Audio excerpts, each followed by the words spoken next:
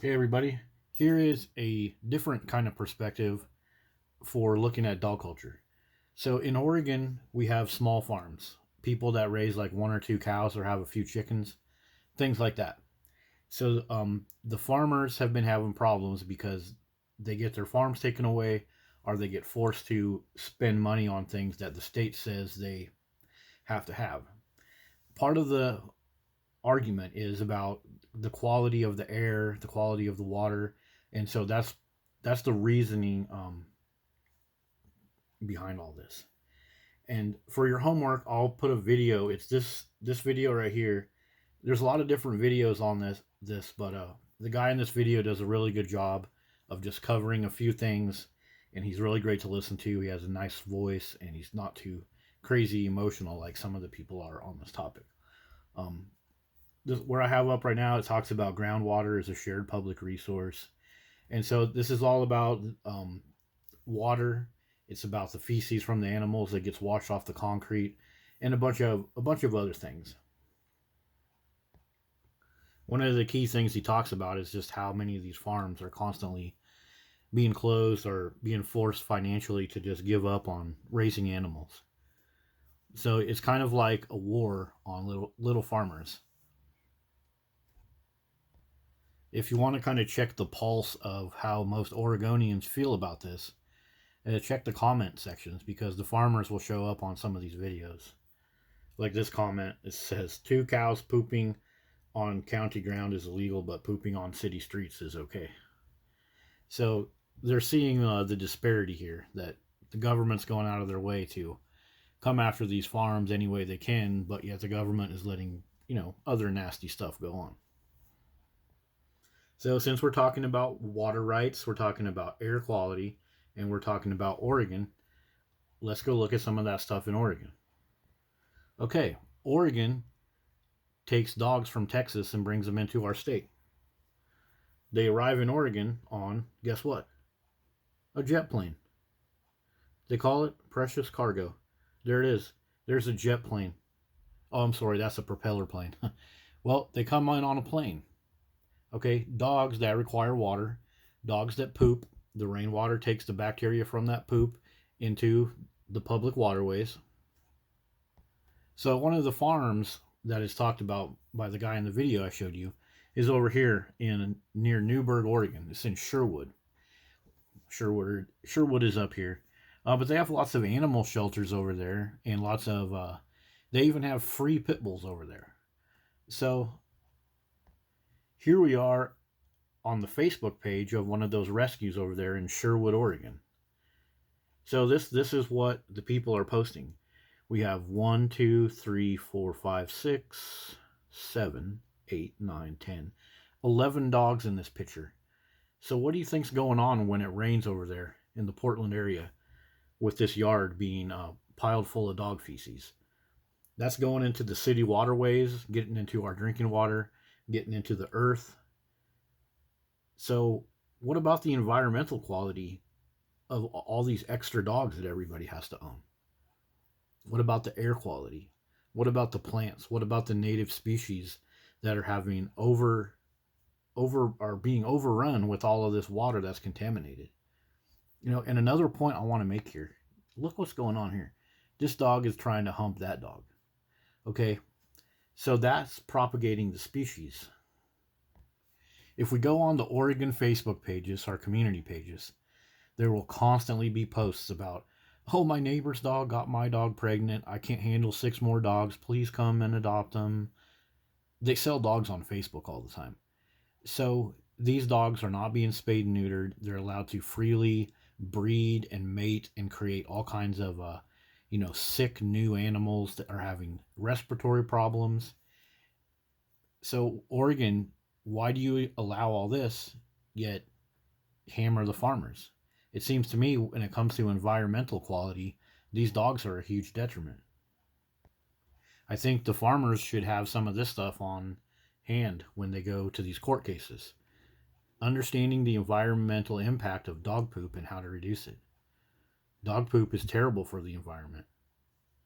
So when it comes to environmental quality, the discussion about dogs is a powerful one. And it seems like Oregon is just bringing in more dogs, pushing dog culture on people. And dogs just end up being a liability and expense. It keeps you at home spending more and more money on your dogs. Okay, so we were talking about water use, right? So let me show you my super duper high tech math that I did. And I did this conservatively, okay? So they say that a dog drinks about 4 cups of water. Basically, what I'm basing that off of is this. Now, I know most dogs in Oregon probably drink a lot more water because they're tipping their water bowl over and things like that. But I'm just going with 4 cups.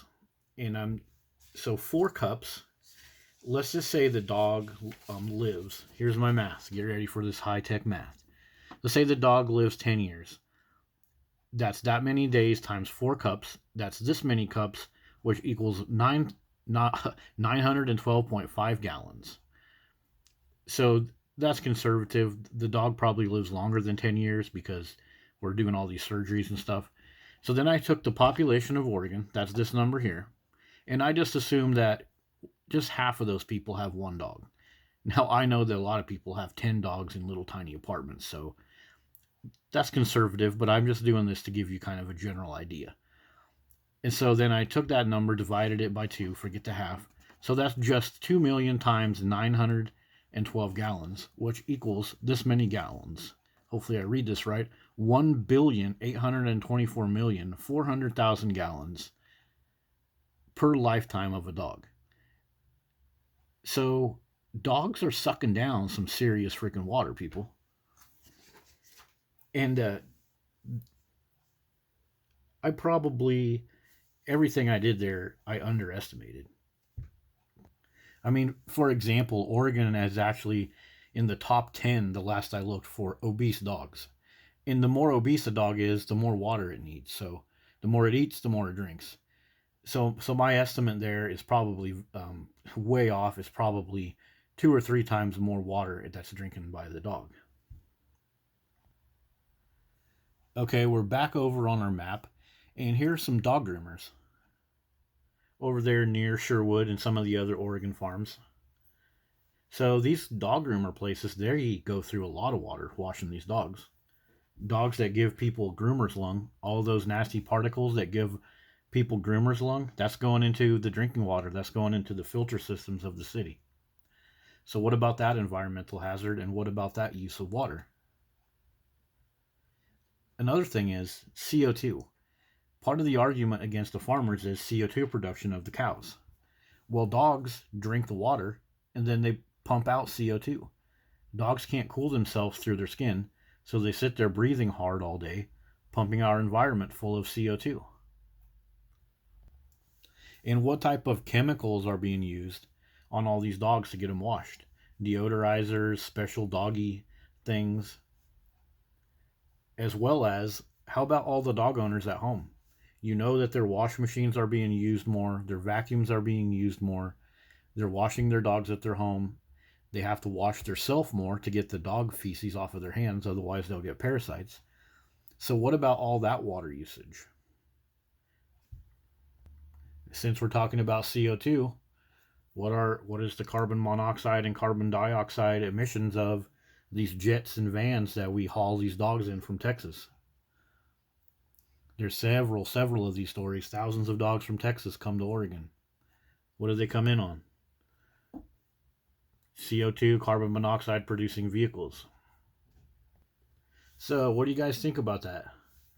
If you're one of these farmers and you happen to cross my video, what's your opinion about all this? In Oregon, any person, any goofy person without a permit or anything, can just go get a bunch of dogs and have a yard that looks like this. Feces, CO2, constant cleaning products needed. The mower has to be run more or less or whatever. You got to be out there raking, doing all kinds of stuff. The barking, the noise pollution, the water pollution, the air pollution. Not to mention all the Amazon delivery trucks that are out there driving around. You know that they're filled with food for these dogs, chew toys for these dogs. And you know a good portion of Oregonians are driving around with cars filled with dogs. And what's the environmental impact of that? Look at the Subaru commercials. It's all about running around with a big old car full of a bunch of dogs, or a lifted crew cab truck with 4 or 5 farm dogs in the back. And most of these people aren't farmers, they just want to look like farmers. So, yeah, if you want to save some water and make the environment better, I think that this explosion of domestic dogs and all of the facilities that we use to care for these dogs should be scrutinized as heavily as these farmers, or we should just scrutinize dog culture and let the farmers have their own way. Because the farmers also, they care about the quality of the soil. If a farmer lived here, they would be concerned about the piles of feces. They would be concerned about all of the things that come with dog feces that ruin the soil. A dog owner doesn't care about the soil. They'll just rake it up when they get around to it or pay somebody to come do it. Meanwhile, the grass, the trees, the birds that fly down to try to eat something off the ground, everybody's paying the price for the dog feces. A farmer is actually vested in having good environmental quality because they don't want their animals to get sick. They want their meat and their chickens and their eggs to come out good. And they don't want to have huge vet bills from polluted water and stuff. So the farmer versus the dog owner also is a better person to support because they have a vested interest in the quality of life of them, their neighbors, and their animals. And the dog owner does not. Your typical dog owner that has all these dogs in their backyard, barking, pooping, anybody comes over and says, hey, that's not good, we got to do something about it, it'll be a neighborhood fight. So there it is. This is my quick look at farmers in Oregon and dogs in Oregon. Which one do you think we should scrutinize? I think it's dogs.